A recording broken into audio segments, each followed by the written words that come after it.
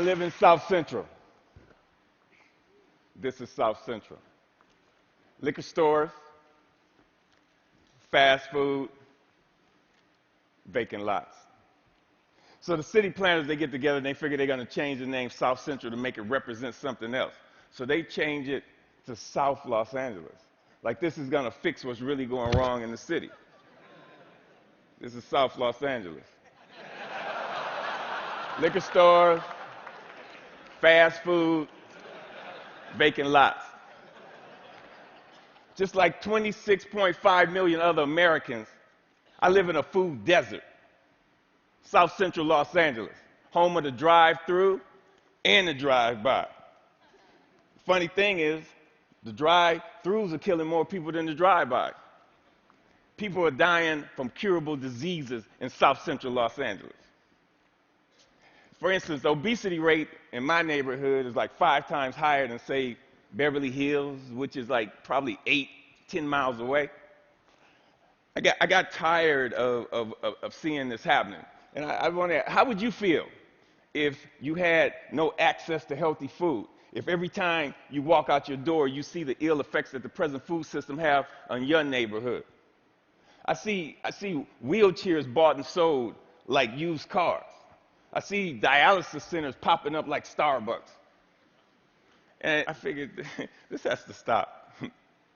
So I figured that the problem is the solution. Food is the problem, and food is the solution. Plus, I got tired of driving 45 minutes round trip to get an apple that wasn't impregnated with pesticides. So what I did, I planted a food forest in front of my house. It's on a strip of land that we call a parkway. It's like 150 feet by like 10 feet. The thing is, it's owned by the city, but you have to maintain it. So I'm like, cool. I can do whatever the hell I want. Since it's my responsibility and I got to maintain it, and this is how I decided to maintain it. So me and my group, LA Green Grounds, we got together and we started planting my food forest, fruit trees, you know, the whole nine, for vegetables. What we do, we're a pay-it-forward kind of group, where it's composed of like gardeners from all walks of life from all over the city, and it's completely volunteer, and everything we do is free. And in the garden, it was beautiful. And then somebody complained. The city came down on me and basically gave me a citation saying that I had to remove my garden, which this citation would turn into a warrant. And I'm like, come on, really? A warrant for planting food on a piece of land that you could care less about? And I was like, cool, bring it. Because this time it wasn't coming up. So LA Times got hold of it. Steve Lopez did a story on it and talked to the councilman. And one of the Green Grounds members, they put up a petition on change.org. And with 900 signatures, we were a success. We had a victory on our hands. My councilman even called and said how they endorse and love what we're doing. I mean, come on, why wouldn't they? LA leads the United States in vacant lots that the city actually owns. They own 26 square miles of vacant lots. That's 20 Central Parks. That's enough space to plant 700 million, 725 million tomato plants. Why in the hell would they not okay this? Growing one plant will give you 1,000, 10,000 seeds. Okay. When $1 worth of green beans will give you like $75 worth of produce. It's my gospel. I'm telling people, grow your own food. Growing your own food is like printing your own money. Thank you. See, I have a legacy in South Central. I grew up there. I raised my sons there. And I refuse to be a part of this manufactured reality that was manufactured for me by some other people, and I manufactured my own reality. See, I'm an artist. Gardening is my graffiti. I grow my art. Just like a graffiti artist, where they beautify walls, I beautify lawns, parkways. I use the garden, the soil, like it's a piece of cloth. and the plants and the trees, that's my embellishment for that cloth. You'd be surprised what the soil could do if you let it be your canvas. You just couldn't imagine how amazing a sunflower is and how it affects people. So what happened? I have witnessed my garden become a tool for the education, a tool for the transformation of my neighborhood. To change the community, you have to change the composition of the soil. We are the soil. You'd be surprised how kids are affected by this. Gardening is the most therapeutic and defiant act you can do, especially in the inner city. Plus, you get strawberries.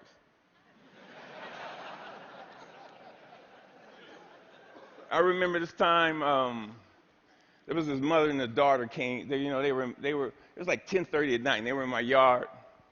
And I came out, and they looked so ashamed. I'm like, man, it made me feel bad that they were there. And I told them, you don't have to do this like this. This is on the street for a reason. It made me feel ashamed to see people that was this close to me that was hungry, and this only reinforced why I do this. And people ask me, Finn, aren't you afraid people are going to steal your food? And I'm like, hell no, I ain't afraid they're going to steal it. That's why it's on the street. That's the whole idea. I want them to take it, but in the same time, I want them to take back their health. There's another time when I put a garden in this homeless shelter in downtown Los Angeles. The guys, they helped me unload the truck. It was cool. They just shared the stories about how this affected them and how they used to plant with their mother and their grandmother. And it was just cool to see how this changed them, if it was only for that one moment. So Green Grounds has gone on to plant maybe like 20 gardens. We've had like 50 people come to our dig-ins and participate, and it's all volunteers. If kids grow kale, kids eat kale. If they grow tomatoes, they eat tomatoes. But when none of this is presented to them, if they're not shown how food affects the mind and the body, they blindly eat whatever the hell you put in front of them. I see young people, and they want to work, but they're in this thing where they're caught up. I see kids of color, and they just on this track that's designed for them that leads them to nowhere. So with gardening, I see an opportunity where we can train these kids to take over their communities, to have a sustainable life. And when we do this, who knows? We might produce the next George Washington Carver. But if we don't change the composition of the soil, we will never do this. Now this is one of my plans. This is what I want to do. I want to plant a whole block of gardens where people can share in the food in the same block. I want to take shipping containers and turn them into healthy cafes. And now don't get me wrong. I'm not talking about no free shit, because free is not sustainable. The funny thing about sustainability, you have to sustain it.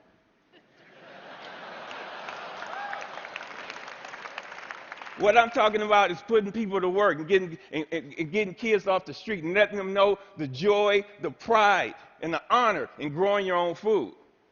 Opening farmers markets. So what I want to do here, we got to make this sexy. So I want us all to become ecolutionary, renegades, gangsters, gangster gardeners. We got to we got to flip the script on what a gangster is. If you ain't a gardener, you ain't gangster. Get gangster with your shovel, okay? And let that be your weapon of choice. So